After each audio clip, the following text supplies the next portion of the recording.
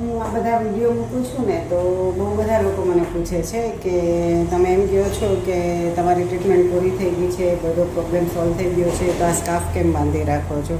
તો તમને બધાને જણાવી દઉં કે મારા હેર હજી નાના નાના છે. જો હેર તો આવી ગયા છે પણ બહુ નાના નાના છે હજુ, એટલા માટે હું સ્કાર્ફ બાંધી રાખું છું. બહુ જલ્દી જ આ સ્કાર્ફ ખોલી નાખીશ અને એક ન્યૂ લુક સાથે તમારી સામે આવીશ. અને બીજું એ કે કાલે જ મારું લાસ્ટ ચેકઅપ હતું હોસ્પિટલનું, જેના માટે અમે ગયા હતા. તો ડૉક્ટરે કીધું કે બધું ઓલમોસ્ટ કમ્પ્લીટ છે, કંઈ જ પ્રોબ્લેમ નથી અને પહેલાંની જેમ જ તમે નોર્મલ લાઈફ જીવી શકો છો.